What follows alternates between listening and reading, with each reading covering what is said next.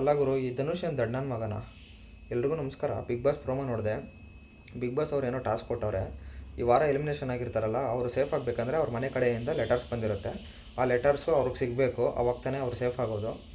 ಅದಕ್ಕೆ ಇವರು big boss ಅವರೇ ಚೂಸ್ ಮಾಡ್ತಾರೆ ಯಾರಿಗೆ ಯಾರು ಅಂತ ಆಪೋನೆಂಟು. ಧನುಷ್ಗೆ ಬಿಗ್ ಬಾಸ್ ಅವ್ರು ಕೇಳ್ತಾರೆ, ಧನುಷ್ ನೀನು ಅಭಿಷೇಕ್ದು ಲೆಟರು ಅವನು ಕೊಟ್ಟು ಅವ್ನು ಸೇಫ್ ಮಾಡ್ತೀಯ, ಇಲ್ಲ ನಿನ್ನ ಲೆಟರ್ ನೀನೇ ಹಿಡ್ಕೊತೀಯ ಅಂತ.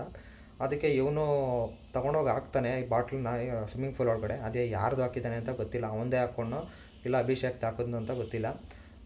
ಎಪಿಸೋಡ್ ನೋಡಿದಾಗ್ಲೇ ಗೊತ್ತಾಗೋದು. ಅಂದರೆ ಇವನು ಫುಲ್ ಅಳ್ಕೊಂಡು ಬೇಜಾರಾಗಿ ಕುತ್ಕೊಂಡವನೇ ಧನುಷು. ಅವನು ಕೂಡ ತಲೆ ಬಗ್ಸ್ಕೊಂಡು ಅವನು ಬೇಜಾರಲ್ಲೇ ಕೂತವನೆ. ಇಲ್ಲ ಅವನಿಗೆ ಸಿಕ್ಕೈತೋ ಇಲ್ಲ ಇವನೇ ತೊಗೊಂಡವನೋ ಗೊತ್ತಿಲ್ಲ. ಹಿಂಗೇ ಬಿಗ್ ಬಾಸ್ ಅವರು ಎಲ್ಲರದು ಅಪೋನೆಂಟು ಚೂಸ್ ಮಾಡಿ ಸಿಗಬೇಕೋ ಇಲ್ಲ ನೀವೇ ಇಟ್ಕೋಬೇಕಾ ಅಂತ ಕೇಳ್ಬೋದು ಅನಿಸುತ್ತೆ. ಇನ್ನೊಂದು ಪ್ರೊಮೋದಲ್ಲಿ ನೋಡಿದ್ರೇ ಗೊತ್ತಾಗೋದು.